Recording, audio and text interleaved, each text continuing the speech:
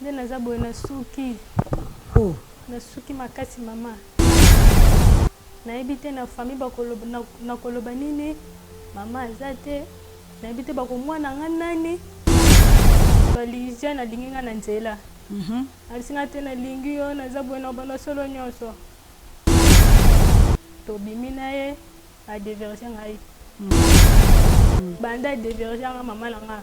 Nayebi te esprit nini yango ekotanga banda tobima na ye. Komo bimaka na bandeko na nga. Donc so na bimi na bandeko na nga te. Esinga nakeluka mwa mwasi tosala ne makambo ka bolingo. Pe nabenga na bandeko na nga balimbisa nga mama. Pe nde naza boye naza na zemi na bango. Okendaka pa bandeko na wana tango bimaka na bango ozalaka na conscience ke ona osala ngo na bandeko na nga to miyebaka te. Nayebi te mama, nayebi te soki nini yango ekomela nga mama na nga. Nayebi te banda kaka na bima na mwa mobali ana. Oui papa. Nazoyoka ndeko na biso na maya miso. Yango zomona tango tozoloba ke mokili eza ya kobeba. Mokili eza ya kobeba. Moni proverbe aotalisa biso lobi éduquer les enfants selon le Seigneur. Liloba nzambe ezo condamner lesbianisme. Liloba nzambe ezo condamner inceste. Mais quand il ne se désire to plaisir na ye eza guidé toujours na makambo oyo nzamba oboya. Ya omoni nga tinde na bengi yo awa po na lembi makambo nyonso bana osalanga na ye. Ya yo moko yebi kolinga te na loba deva bato awa tosala papa na mama. Yo reconnaître makambo mote pa na ye. Ya yebi kosala semblant te nga na bimaka na yo. Na ye oui na bimaka na yo. Oui.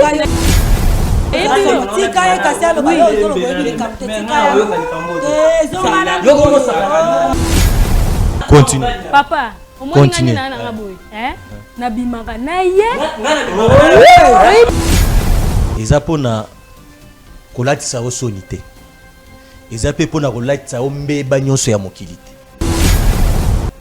Tito olo babo eza pona kosunga yo. Parce que tiye ando sala ngo epana yo ndenge ozo wanga na wana. Ao sala ngo na propre volonté na été.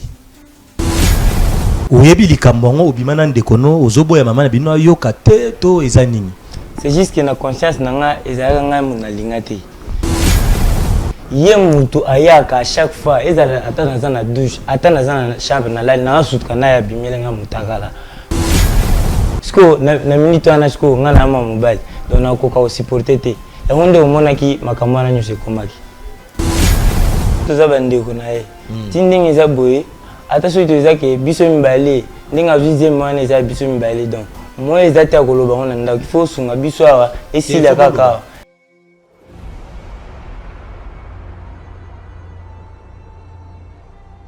Shalom peuple de Dieu, yabo nsambe ya pambola bino bandeko nyonso surtout oyo soutenaka orphelinat biso. Je souhaite tout la ministrie, je crois ndeko nyonso surtout oza komona bana na biso ndenge balati ndenge bazaleli ndenge bavandeli. Je crois bana na biso oyo bazali ba orphelin oyo bakufeli tata bakufeli mama. Je crois ndeko na ngai bana oyo babengaki liwate bana pe bakanaki tongo moko te tata kokufa mama kokufa. Yo oyo oza kolanda mission oyo yebaka ke ndengo za koyoka yango nde yo zali tata ya bana oyo yo ndo zali mama ya bana oyo ekobosana te balimero na biso ezali wana soki nkolo ya bwensamba kosunga yo kobosana te kosoutenir baveuve kosoutenir des orphelins parce que bible eza koloba na biso vraie religion ezali l'église toza komona te mais vraie religion ezali kosoutenir des veuves et des orphelins. Orphelinat tozali na mosengo numéro 42 na commune na Limete et précisément na Kingabwa point chaud soko ye wana roman orphelinat na biso ezali wana et numéro pe soko ko soutenir bana na biso na quelque chose numéro M-Pesa eza koleka wana numéro ya Orange Money eza koleka wana omoni ke ko tuko lati sape ba veuve et numéro pe soko koleka wana soko omoni pe ke kosombela bango mama puto kosombela bango bilamba obengi biso na numéro wana nzamba kosanga te ko pambola yo kolo apambola yo. Merci beaucoup.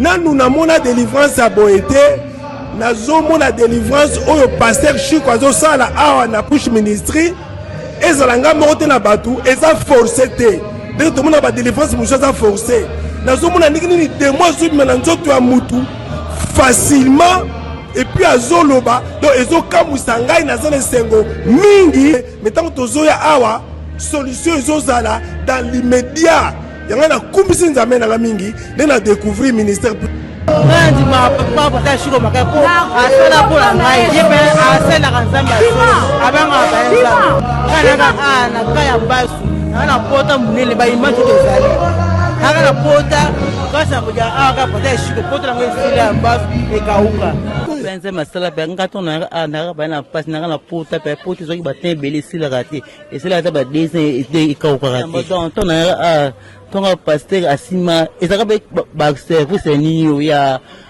lavage de pieds donc na kota na bassin wana bassin panzana to bassin panzana to na assemblée la pour langa sur la minute dans ba pote sile kauka.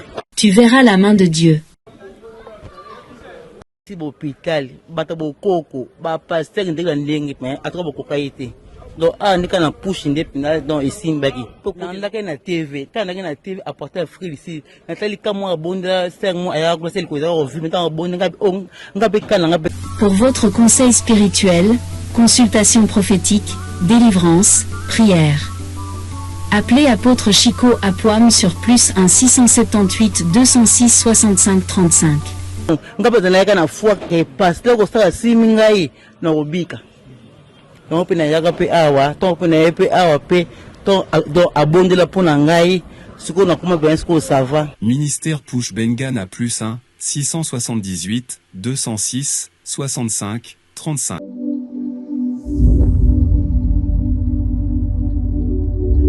Juduric House, nulle part ailleurs. Katia Lubumbashi, la Golf Plateau, avenue Abidjan numéro 18.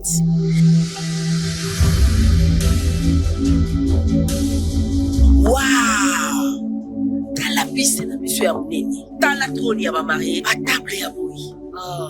Dans la verre de biso, verre à champagne, les verre ya vin, les verre ya maï, les et pas la biso, après ça un champagne à verre à maï, parce qu'il y a tout. Ah! Ma protocole ya boui. Waouh! Voilà l'espace vert de biso. Bato balinga ba baby shower, ba événement balinga espace vert. Dans l'endroit là biso, on a ba événement nyonso, ba conférence, ba mariage, ba fête de baptême, ba communion, ba retraite de day, nyonso ka awa na Juduric House. En tout cas, tu es qui? Ba mariage à tout. Parce que tout merci Juduric House.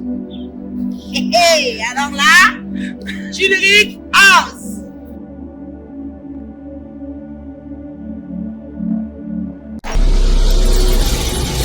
Chaîne Chebiso Télévision, Facebook Chebiso TV, YouTube Chebiso TV, WhatsApp +243 97 35 88 380. Notre adresse, première porte Fikine, village Bracongo, dans la commune de Limete.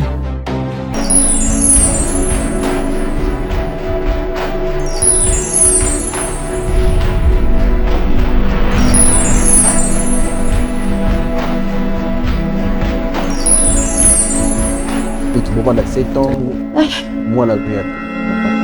Parce que jamais, ce qui moi c'était mon bras les obos tâté, ndi yango ko tala ke boka bwana. Eloko ni yo senga biso awa to sala nini pona to se yo botoni.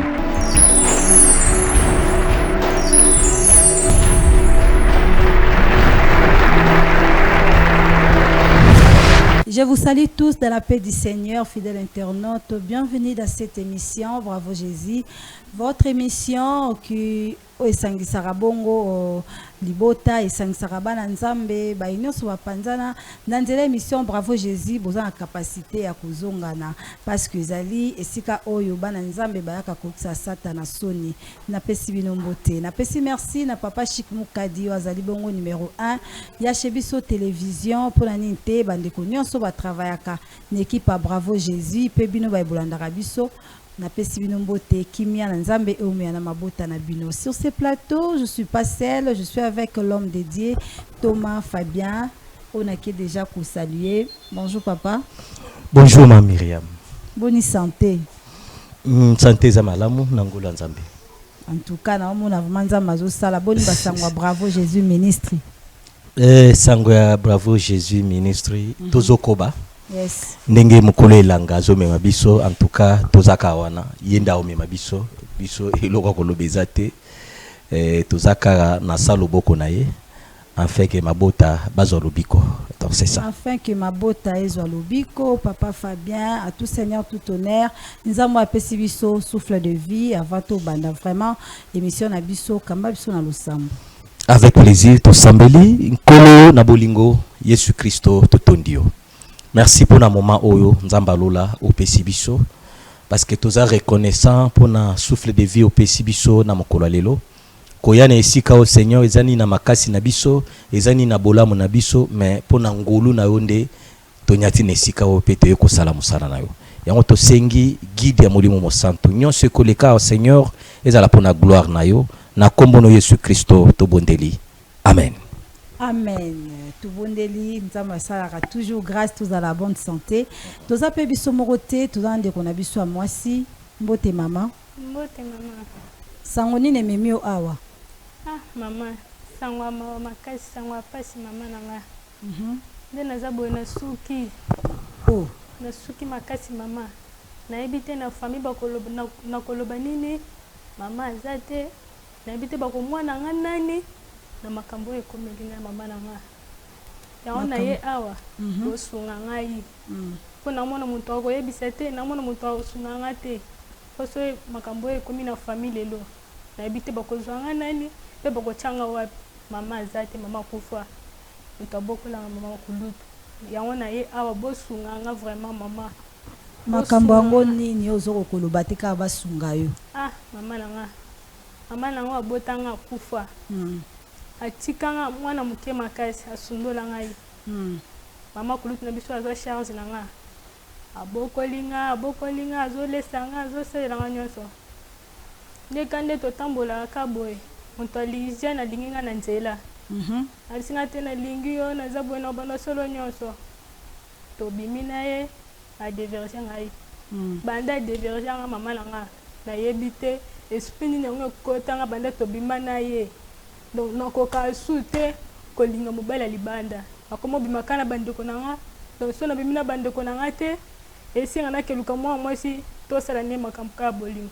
Oh yango na koki nanga te na sali yango pe trop mama na sali yango mingi donc yango na ye awa bosunga nga pe na benga na bandeko nanga balimbisa nga mama pe nde naza boye naza na zemi na bango na ebite na koloba nini. Peso makuluto yoki na ko expliquer nini pe okozwanga nani po na za peso so okendete ce qui a bengani ngai no ke suwa mama bo sunga nga vraiment bo sunga nga na ye pa bino mama nzambe makambo eza mokili oyo me nzambe aza solution makambo nyonso ya depuis aux 8 ans ya kobima na bandeko na yo sali combien d'années? Sali 2 ans. Nabimaka na bango soki ya blaze azate nabimona ya na biso mususu wana soki pe azate donc so bango mibale bazate fona ke libanda na benga na luka mwana mwasi donc to bimana ye donc na mes eloko wana depuis mbala na to bimana ye donc personne ezo matangaka donc muntu alibanda te ezalaka bandeko nanga so bandeko nanga bazate fona ke luka mwana mwasi foto sala ni makambo wana donc na lembi na ko bando mema obochi wa pe awa mitio naza na zebe mama tango kendaka pa bandeko na wana tango bimanga na bango ozalaka na conscience ke ona osala ngo na bandeko na nga to miyebaka te na yebite mama na yebite soki nini yango ekomelanga mama na nga na yebite bandaka na bima na mwa mobali ana ti lelo na bimaka na bandeko na nga so na bimi na bango te donc posa kaka na bimaka na bango so bango baza te fo na keluka mwa mwasi libanda fo tosala ni makambo wana tant na landa bien na papa Jésus yango na ye awa bosunga nga nazaka mwana bandeko nanga baya na senga bango paroda pona onyo sele kana poso mama yoki awa na bita ochanga wapi Vraiment. Deuxième, oyo na habité na osuka wapi. Thomas Fabien. Mokili na makambo nango na ba réalité nango. Oui papa. Nazoyoka ndeko na biso na maya miso. Yango zomona tango tozoloba ke mokili eza ya kobeba. Mokili eza ya kobeba. Moni proverbe aotalisa biso lobi éduquer les enfants selon le Seigneur. Amen. Parce que ceux qui obokoli bana na kati ya bonzambe komona ke bana bakozala protéger na makambo ebele. Tango nazoka ndeko na biso azoloba, c'est que j'ai vite compris na situation akutani nango mutu oye apesaki ki moseka na ye apparemment azaki mutu azaki imité. Parce que seule cette sémence qui ko vanda katina pour susciter loi ya inceste katina il faut ezalaka un revenant mutu mo azana posa ya ko détruire famille mutu mo azana posa ko susciter ba lien moko ya ba blocage na kati ya libota ndako ki kotika sémence mo songolo na kati ya ndeko na biso. Pourquoi na lobi yango tala indice moko. Pourquoi ces désirs, tout bas plaisir naie, ils a canalisé toujours na voix où ils ont payé Nzambe kanda. Liloba Nzambe ils ont condamné lesbianisme. Liloba Nzambe ils ont condamné inceste. Mais quand il ces désirs, tout plaisir naie, ils a guidé toujours na makambo où Nzamba oboya. Donc c'est une façon que benda malédiction likolo ya vie naie. Pour azala toujours condamné na kati ya loi moko boye. Oyo ezopesa mutu vie ya malamu te. O na koyi koloba na ndeko na biso ezali boye. Azala consciente ayeba o ezokomela ye. Moi tout ce que oyo moni, tout ce que oyo zo vivre. Donc bacheo déjà lokola instrument mo na kati ya prison moko boye songolo. À chaque fois yo zo coucher na ndeko na yo tala kutu elinge zalata malamu. Malgré tout ko encourager ngote elinge zalata malamu ezalata ndeko moko mais yoka bandeko nyonso oyo soka azate oyo a récupérer oyo so azate oyo a récupérer. Oh cette semence là ndenge ezo tambola ezo kanga bango na kati ya boloko mobwe pona ko susciter te oyo ezali descendant ya libota. Parce que moi na tango abimanga na kati ya famille aza censé que lobby a produire pe batu oyo bakoyi kozala ba descendant oyo bakobenga ba para ba koko oyo bako hériter pe oyo ezali richesse ya libota po basala continuité na yango. Mais tango déjà ye akomi ko coucher na bandeko na ye donc aza condamné na loi ya mariage moya bala ezate parce que bandeko na bandeko moya bala na ezate surtout na siècle na biso ya lelo surtout pour na biso bana Nzambe. Les ndeko ne peuvent pas se marier surtout na nouvelle alliance autozana ngo lelo bandeko bakoyi ko bala na te. Tout notre sœur aza inclus na kati ya condamnation moko ya libala et puis condamnation moko ya akoyi ko vivre na kati ya punishment te. Oto koyi ko sala pona ndeko na biso zali Nzamba zo lokumu lokola abaye vie wana. Parce que Bible ezoloba ke ceux qui muto a reconnaître bambeba na ye et ka yamboli yango Nzamba na za fidèle pe ako ote mabe wana nyonso kati na ye. Lokola ye aye oto ko sala ezali aye bisaba ndeko ne vérité ndenga lobi. De deux ils peuvent passer tous na délivrance parce que semence ou etikali kati na ye d'office pe za na kati ya bandeko na ye. Parce que ils ont une transmission mon côté où ils ont plus puissant où il est cananzela sexe. Ba démons ebele les esprits mauvais ebele bande ko ebele ba jouer là yango nanzela sexe. Yango zomo na mokili pour réussir surtout ba grand homme ebele ozomo na lelo o ba kombo ezotanga ma so otali bango bien ce sont des gens où ba éduca sexe na bango. Ce sont des gens où baza na discipline moko surtout du point de vue sexuel. Il y a aussi moni muto azali asimbi koto surtout sexe ya muto wana ce qui est bien géré te ya ngoto zokuta na ba catastrophe ebele du point de vue physique et surtout du point de vue spirituel. Les sexes sont bien protégés yango pe ememaka mutu pe na kati ya gloire oyo nzambe akumisamaka yango ndeko na biso esengeli aleka na délivrance pour na ko ôter force wana parce que c'est une force oyo evandi kati na ye tant que longo ete aza cloué to aza condamné ya ko vivre toujours na kati ya mabe wana avec l'aide de Dieu notre sœur je crois que akozala délivré pe akotatola monene ya nzambe. En tout cas, gloire à Jésus-Christ parce que et pas nzambe loko za impossible exacté ndima ndengo yoko luka ekipa bravo Jésus nzamba kosala yo grâce na nzela basala nzambe bazaka na bravo Jésus oleka na délivrance nzamba okangola yo siko décision na yo eza nini décision na ngeza boye mama bande ko na baya na singa bango pardon pe tolka na solution azemi oyo pona yebite soki mama yebi na ko yebise nini pe akochanga wapi bande ko na baya na singa bango pardon po bango me bale bayebite na bimana oyo yebite na bimana bless mususu na yebite mais baya na singa ka bango pardon pona ono se likanaki Mami yam oui papa akoki ko bakisa eloko moko si tout temps azol ba o etali décision ya zemi parce que na yebi réalité belé la ba jeune oyo wazana no akokozwa responsabilité na maboko te première résolution au bazoka na zemi ezalaka to longola. Alors biso en tant que bana nzambe lokola maye se sopani c'est qu'on peut faire ezali ko cadrer bisika mbebe ezali mareba acte sali ezamabe parce que c'est eza indépendamment ya volonté na ye parce que ça diriger na esprit moko ezo kambaye tout est comme ko erisali ke asala makambo o asali nango wana mais auto ko permettre te ezali asimba makila kolongola zemi en tout cas na biso bana ya nzambe to ko permettre yango te mais ce qu'on peut faire on peut l'encadrer marembebe kwei zemi ezali eza ba conséquences ya masumu on peut toujours koluka mawa ya nzambe za likolo ya vie na ye parce que akoki pe ko kenda longola zemi vie na ye pe ekatani na moment c'est qu'on peut faire ezali ko protéger âme oyo azali âme azali motuya na misu ya nzambe to ko batela ye et puis moi na wana on verrait ce qu'on peut faire pour na moi na wana et puis ko encadrer bande koné mususu.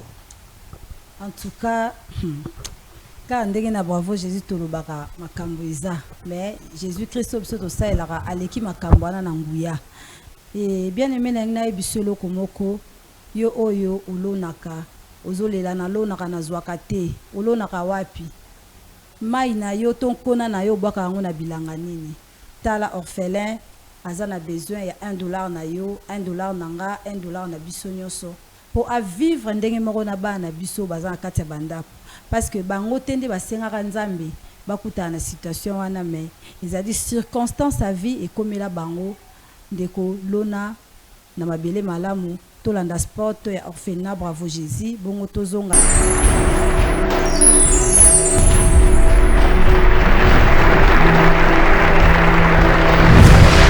mbote bana nzambe nyonso eza ngai wabino mama leti mukadi na ye kobeta porte ya mwana nzambe nyonso kolesa baorphelin kolatisa baorphelin ozodefisa nzambe ntango ekokomela ona moma moko ya pasi okoyebisa nzambe kaniselanga lokola eza parmi bapromese na ye asalaki akozanga te kofongolela yo manimisa ya lola akozanga te kokitisa lobiko na ndako na yo na misala na yo akozanga te kofongolela baporte akozanga te kobukela yo bahotel oyo etongama depuis bomwana kino na ntango oyo okomi na yango molimo mosantu aakompagne etouche mwana na nzambe moko mpona kopense na orphelinat bravo Jésus. Nous qui mangeons à notre faim, les orphelins n'ont pas cette chance. Faites vos dons. Orange Money, plus 243 18 89 886. M-Pesa, plus 243 82 01 22 226. Airtel Money, plus 243 97 666 66 04. Le nom Mike Mukadi. Orphelinat Bravo Jésus, chaque enfant a droit de briller.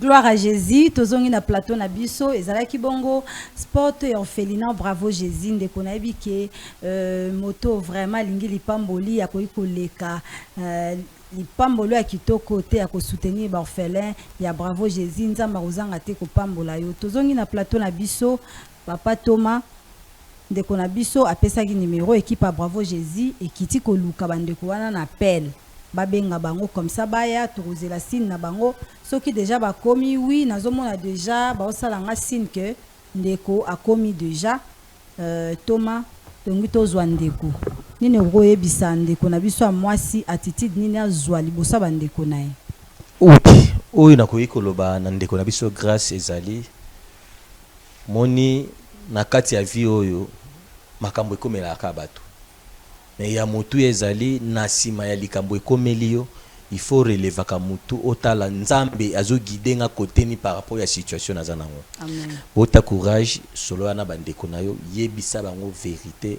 kobomba yelo côté pour et sauver yo et sauver pe bango et kozala pona lokumu nzambe na sengi na Israël monzo akotela biso déjà frère toyambio na kombo na Yesu frère Zwana bonjour toyambio na kombo na Yesu ya kofanda awa oyo kanisoleza ya pardon ndeko grâce vraiment ndeko grâce abengisi yo jo esiko vanga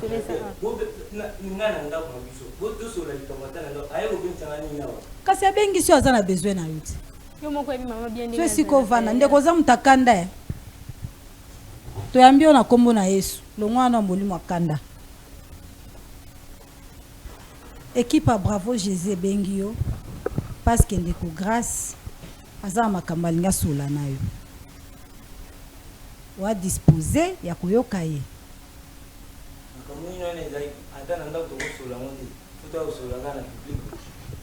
oh oza public biso to aba ndeko no omoni papa omoni mama mama aza na ndako oh aza petite sœur aboya oyebisa mama likambo ndako aya tia wa aya kuzinga bo abenge nyani olomisani kambanga nawo webi mama bien po tango na kopse po na nga nani yaya pardon kambanga nawo pardon aya mama ya foka bola bangwa en tout cas na moni yo na tension mabe etika na kabula bino yo zwa kiti na nga nano nga na zwa ya yo ndeko yo zwa kiti na nga na pesi ya kiti na nga yo zwa kiti na nga bon nga na zwi kiti ya grâce mama molimo akanda zwa kimia oyo kandeko grâce ya omoni nga chinde na bengio awa po na lembi makambo nyonso to bana osalanga na ye yo moko yebi kolinga te naloba devant bato awa tozana papa na yo reconnaître makambo mo te pa na ye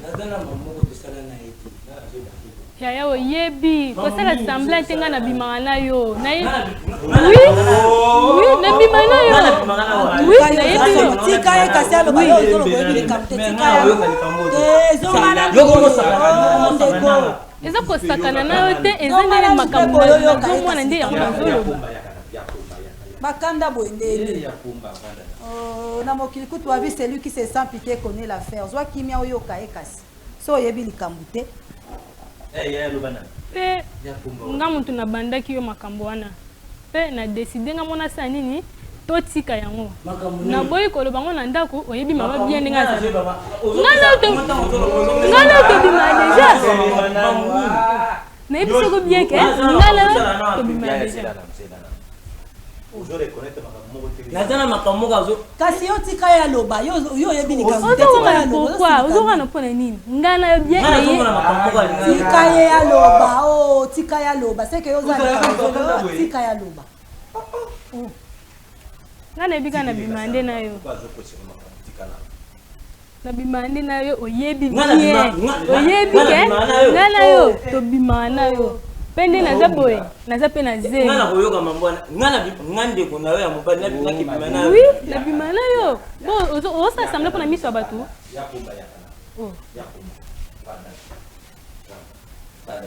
boni oh attends na mokili babi celui qui se sent piqué connaît l'affaire non zwa nanu kimia zwa kimia toyoka ye ko wanga vanda kimia continue papa omoni ngani na nga boye nabimaka na ye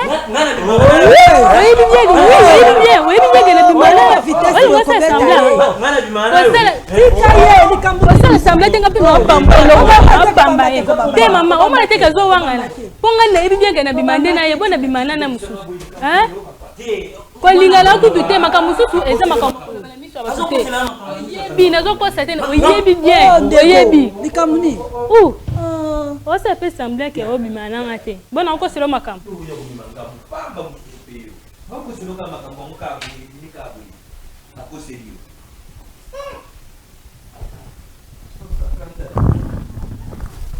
zwana kimia toyoka etina suka soki akosi okanga eka na maloba na ye zala na kimia ndeko grâce ya continue après nga mutu na bandaki yo makambo wana pe na décider na sa nini to chikango na boye pe koloba ngo na ndako oyebi mama biso bien ndenge azalaka ndenge azwaka likambo mbala moko na moto oyebi yango na ye nango awa oui na décider na chikango mpona obanoke nango chi wapi yango na ye nanga awa balukila biso solution ndeko espoir awa yo peli omati oza sûr que yo tikala kolongola kaleso ya ndeko no te oyebi kosala nango semblant te kosala nango semblant te papa kosala semblant te nayebi bienge na bima na yo nayebi yo bien yaya zela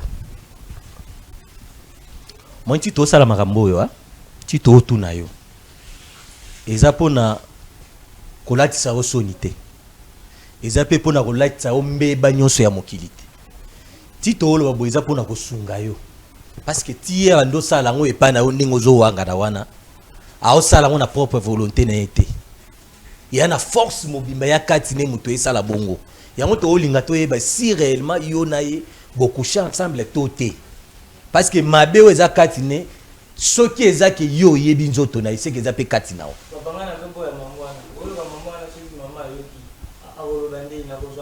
ozoboya mpo mama ayoka te donc yo kobanga no eza mama yoka te oza clair te expliquer na clairement oyebi likambo yango obima na ndeko no ozoboya mama na bino ayoka te to eza nini c'est juste que na conscience na nga ezalaka ngai mo nalinga te ye mutu ayaka à chaque fois ezala ata naza na douche ata naza na chambre na lali nasutuka na ya bimele nga mutakala siko na minute wana siko nga na ama mobile donc nakoka osupporte te yango nde omonaki makambo wana nyonso ekomaki. En tout cas, au reconnaître maintenant que Bobimana est Bobimana est combien de fois? Bon, plusieurs fois.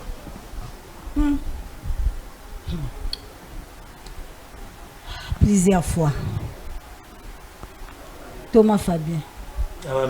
Abimana est plusieurs fois. C'est normal, il faut demander plusieurs fois. Et ça, il faut encourager.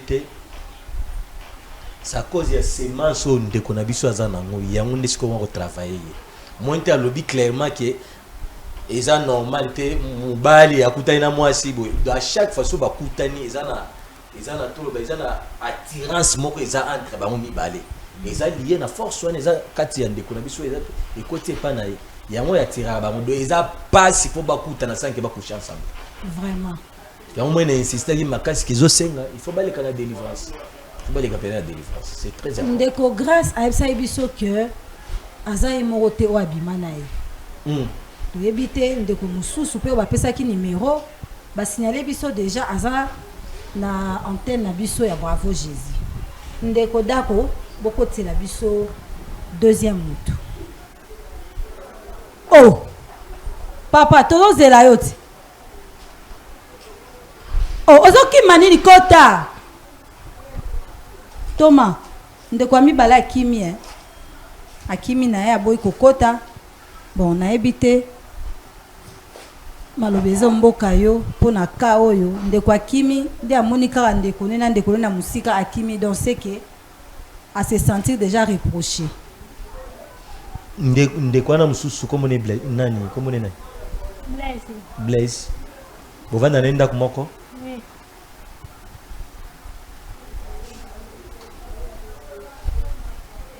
Seigneur, il faut tout le c'est très important.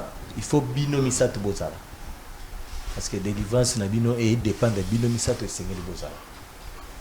Je crois na yebisaki yo pona o etalizeni webike mwasi na bino bokomisa mwasi na bino webike azana zemi mambo wana vraiment nazo banga makasi vraiment nazo boya lim yoka vraiment ko espoir yoka mwenti obanda ko consommer wana bozo consommer ninga zabu azana zemi nde bitu ememie awa zemi apart na makambo ya molimo eloko ememie awa eza zemi siko na minute to kusala ndingi bosala ndingi osunga biso vraiment tolongola ata zemi yango ti ndeko espoir tam susu o compare makambo ndingi ekende te webi ndeko no tia kimi wepo nya kimi habite ezali ka yo moko mutandu limana ndeko no na oyo pe akimi wana ye pa ndo bimana ye tiko ye na azabo se retrouver kana zemi mais oyo ba mkolo zemi te entre bino mibale biso to za bandeko na ye tindingi za boye ata so to za ke biso mibale ndinga vizie mwana za biso mibale donc moi ezata koloba on ndako il faut sunga biso awa esila kaka il faut la vérité libère papa yes biso mama kolinga te ngana kokima mboka o na kosala ta 100 ans na yaka mboka o te ponga na ko supporter te mama na biso soka yoki akochuba ngata mbeli ndeko espoir luka ilongi ya nzambe esungo makasi kokima ya solution te qui te dit que côté ozolingo kima wana okende pe okomi pe place yango ozokende et qu'est-ce qui prouve que nengo zabo iso bimia ozala su muto abomoyi hein comme bosunga biso nzamba permettre boya tokuta na vérité eyeba na ndenge eyeba ni boyi il est grand temps ko trouver chemin ya lumière ezali o ya nzambe celle loboko nzambe nde yosunga bino et puis ko pesa solution ko pesa pe kimia na kati ya libota o ndingo bo bangela ngapena na suki na na amona tito ko sala ni vraiment mambo vraiment isuka awa vraiment mama na biso soka yoki te sengeli mama na bino pe ayeba mama na biso soka yoki ngana ozala ngate parce que ko yeba na ye nde ko permettre biso pe to sambela pona bino bozala délivrer to yoka ni ndeko espoir ngana zo banga na nga vraiment banga te longola ko banga ya mabe kutu makasi bosali bonka oyo nde bozo banga mama na biso azala muto mutema mukuse soka yoki akoya osala bisala sala isika toza te biso to solo na ye to ebi ndeni to solo na ye na langage ya basala nzambe tikela biso elo ngana ko senga ka eza disposer mutema nawo c'est ce que on a ko senga na suki wana mama. En tout cas, bandeko bolanda biso mokileza makambo ebele. Mokile tondi makambo yo po zolanda biso na ndako ozana problème wana likambo etungisaka yo obomba yango. Omonaka confident nini to koyebisa likambo wana. Yaka ekipa Bravo Jésus ezana pona kosangisa mabota. Esika o nyonso zomona ki yo kokite Yesu Kristo atambwisaka basala Bravo Jésus aza na capacité pour restaurer vie na yo. Ndeko grâce mosala nzamba lobi kana bino esenge boleka na délivrance.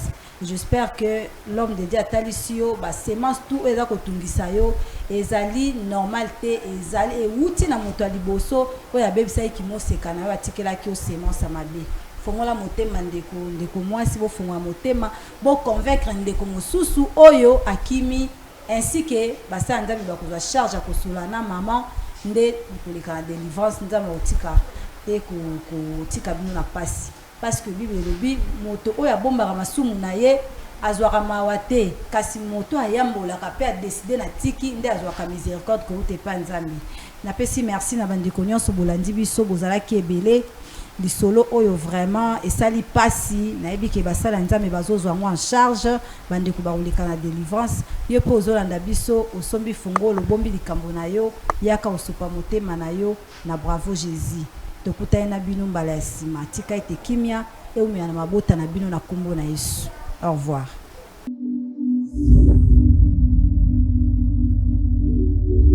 Juduric House, nulle part ailleurs. Katia Lubumbashi, la Golf Plateau, avenue Abidjan, numéro 18.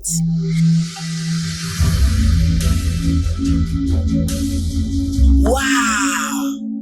Dans la piste, la mission à Mounini. Dans la trône, il y a ma mariée. À table, il y a Moui. tala ba verre na biso verre à champagne ezali verre ya vin ezali verre ya mai ezali epa na biso bapesa champagne na verre ya mai parce que on a tout protocole ya boye wow voilà espace vert bato balinga babebi shower baévénement balinga espace vert dans l'endroit na biso mpona baévénement nyonso baconférence bamariage bafête de baptême bacommunion baretrait de day nyonso ka awa na Tulrik House en tout cas tuyaki bamariage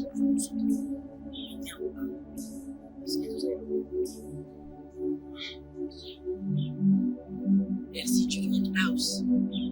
Hey, alors là, Tulrik House.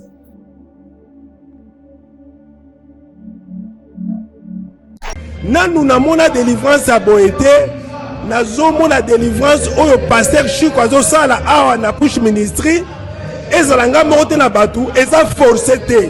Donc tout le monde a ba délivrance muso za forcé. Nazomona nini démon zumi na nzoto ya mutu facilement.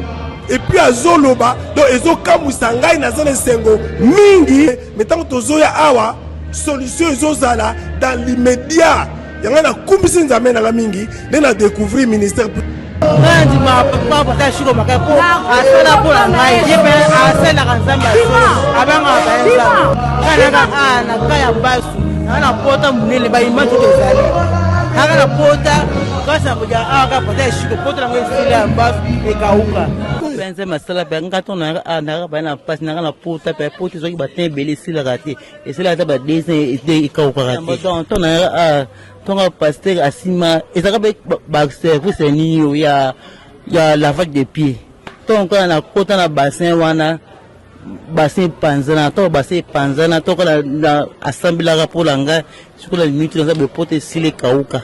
Tu verras la main de Dieu.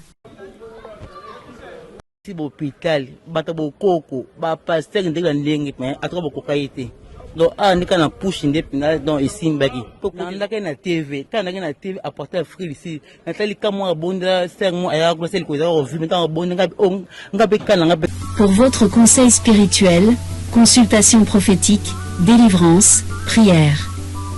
Appelez apôtre Chico à Poam sur +1 678 206 65 35. Ngabe zanaka na foi que pasteur ko sala simingai na obika. Donc pe na yaka pe awa, donc pe na pe awa pe donc abondela pona ngai siko na kuma bien siko ça va. Ministère Push Bengan à +1 678 206 65 35.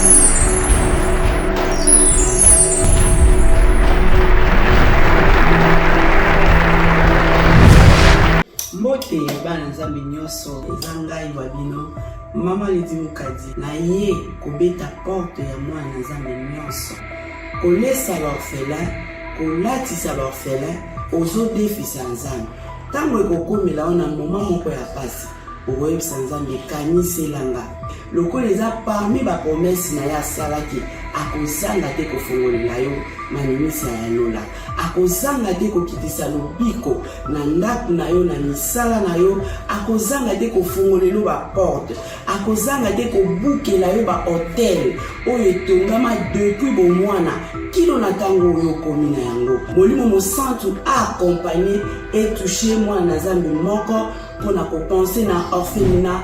Bravo Jésus. Nous qui mangeons à notre faim, les orphelins n'ont pas cette chance. Faites vos dons.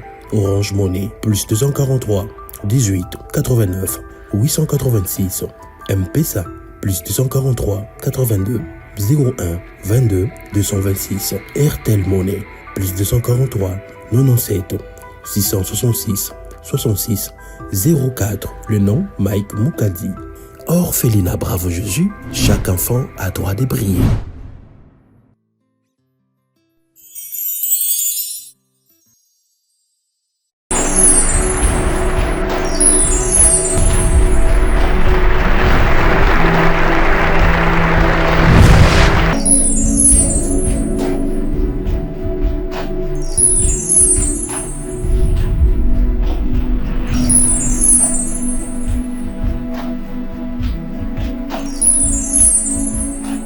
Pendant 7 ans, moi la prière. Parce que jamais, soki mwasi to mobali azobota te nde yango ekosalaka eboka bwana eloko nini oyo osenga biso awa tosala nini mpona yango tosengi eloko nini